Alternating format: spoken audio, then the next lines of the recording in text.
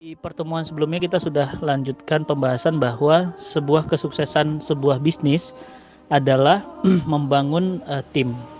Dan membangun tim ini jauh lebih sulit daripada membangun market.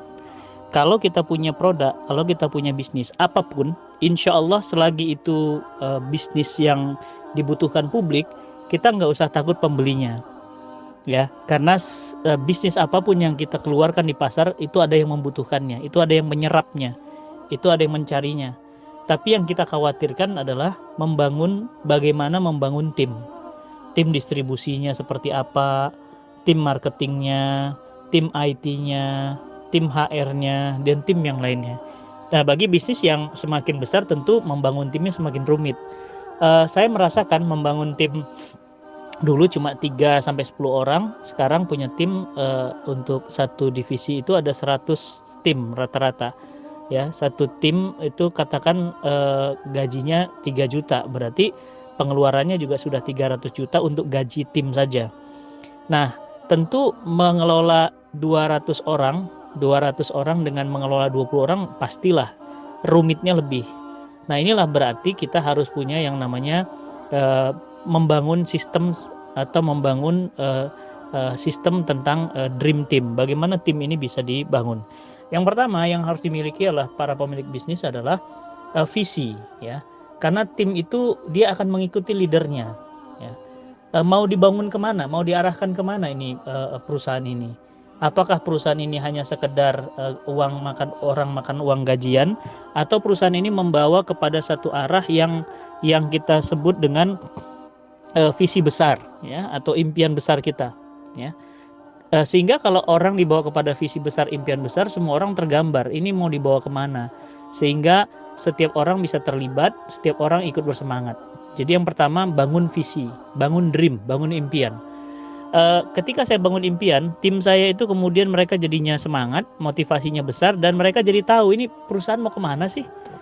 Visi besar kami misalnya, ya, mewujudkan Indonesia cinta Quran, sebuah tujuan mulia untuk menjadikan Al-Quran sebagai undang-undang, menjadikan Al-Quran sebagai pengatur, menjadikan Al-Quran sebagai way of life. Dan bayangkan pahala yang akan dijanjikan oleh Allah Subhanahu wa Ta'ala jika kita ikut berkontribusi untuk itu semua. Nah, sehingga visi ini penting, dan visi ini harus dimiliki oleh para leader. Maka saya anjurkan para pemilik bisnis, siapapun kita, walaupun bisnisnya apa, ya, misalnya bisnis baju gitu, ya, harus punya visi besar. Jadi kita akan membangun perusahaan bisnis fashion yang menjadi trendsetter, menjadi model bisnis fashion di seluruh dunia. Begitu. Jadi kita punya bisnis apa? Herbal. Nah, menjadikan bisnis herbal nabawi itu yang nampaknya diremehkan orang menjadi rujukan, ya, rujukan kesehatan dunia. Begitu, itu visi. Ya kan? Membangun restoran yang menjadi role model dari seluruh restoran-restoran yang ada di seluruh dunia, menjadikan inspirasi bagi seluruh restoran yang ada. Nah, ini kan visi. Jadi visi yang penting, yang pertama. Yang kedua, the right man on the right place. Jadi tim itu harus ditekankan bahwa dia harus bekerja pada sesuai porsinya. Jangan sampai marketing IT, orang IT suruh ngerjain keuangan gitu. Pasti dia akan kelalapan. Atau orang keuangan disuruh kemudian bagaimana memprospek market. Itu akan kesulitan gitu, karena kita akan mencari orang yang memang punya latar yang tepat untuk posisi itu. Makanya kalau kita cari orang untuk sales, dia pernah bekerja sebagai agen penjual, atau dia pernah juga sebagai orang sales, marketing sales, dan yang lainnya, ya.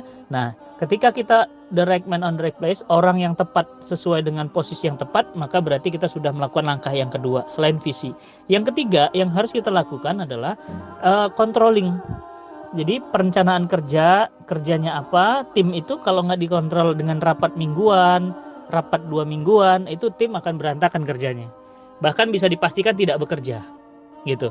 Maka pastikan betul bahwa tim itu sudah melakukan apa yang seharusnya mereka lakukan. Nah, ini supervisi biasanya ngontrol per minggu, minta laporannya. Mana laporan marketing, mana laporan sales, mana laporan keuangan, dan mana laporan operasional dan yang lainnya.